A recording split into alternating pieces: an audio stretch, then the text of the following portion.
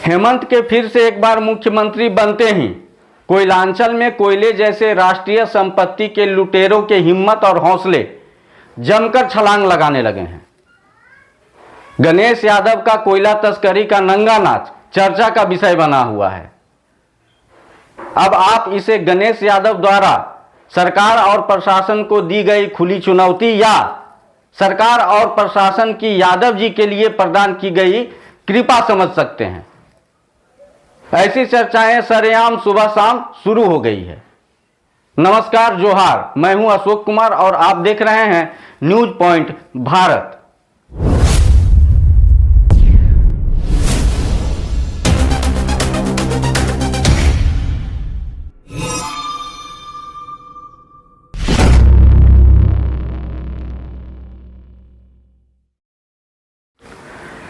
जानकार बताते हैं कि राष्ट्रीय संपत्ति का लुटेरा कोयलांचल का कोयला तस्कर गणेश यादव अब एक ब्रांड बन चुका है।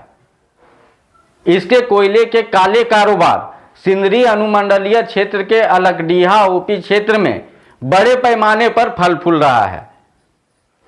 यहां तक कि इसके छत्र छाया में अब कई और छोटे तस्कर भी फुदक रहे हैं। मेरा मतलब है कोयला तस्करी को अंजाम दे रहे हैं।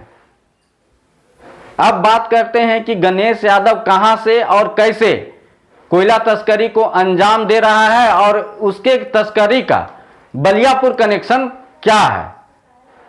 तो सूत्रों के मुताबिक वैसे तो यादव के कोयले के अवैध कारोबार कोयलांचल के कई हिस्सों में फैले हुए हैं, लेकिन मुख्य तौर पर अलगडीहा ओपी क्षेत्र से बड़े पैमाने पर कोयला तस्करी को अंजाम दे रहा है।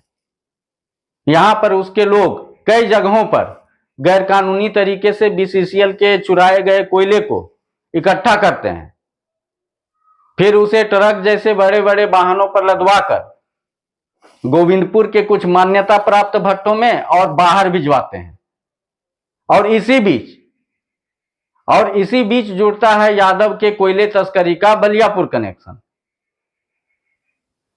ऐसा इसलिए कि इसके जितने भी अवैध कोयले लदे ट्रक गोविंदपुर या बाहर जाते हैं वो सिंदरी होते हुए सबसे पहले बलियापुर थाना क्षेत्र के सिंदूरपुर कांटाघर पहुंचते हैं और वहां वाहन पर लदे कोयलों की वजन करवाने के बाद आगे का सफर तय करते हैं।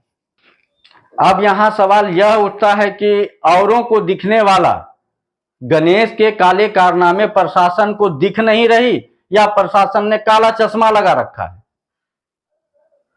साफ तौर पर कहें तो यादव समेत अन्य तस्करों और कोयला तस्करी पर स्थानीय से लेकर जिला प्रशासन तक की खामोशी कई सवाल खड़े करते हैं। वैसे तो एक चर्चा यह भी है कि गणेश यादव ने किसी बड़े साहब की कृपा पा रखी है। जानकारों की माने तो कोयला तस्करों और तस्करी के प्रति यहां के सरकार का और प्रशासन का रवैया चिंताजनक है। और जिस तरह से यहां कोयले की लूट की खुली छूट मिली हुई है, उससे झारखंड ही नहीं बल्कि केंद्र की सरकार को भी राजस्व की बड़ी आर्थिक क्षति हो रही है। वहीं गणेश यादव की अथाह संपत्ति और संपत्ति अर्जित करने का स्रोत ईडी और सीबीआई जैसे केंद्रीय कानूनी संस्थाओं द्वारा जांच किए जाने का विषय है। यहां गौर करने वाली बात यह भी है कि दूसरे मुद्दे पर आसमान को सिर पर उठा लेने वाले झारखंड के विपक्षी यानी कि भाजपाई कोयला तस्करी पर गंभीरता से आवाज उठाने के बजाय हम साथ साथ हैं वाला रोल निभा रहे हैं। कोयला जैसी राष्ट्रीय संपत्ति की लूट पर आवाज बुलंद नहीं कर रहे हैं। तो अभी के लिए बस इतना ही। राजू खान की लोहा तस्करी, बालू माफियाओं की माफियागिरी और प्रतिबंधित जाली लॉटरी के खबर के साथ आप सबों से जल्द होगी मुलाकात। तब तक के लिए नमस्कार।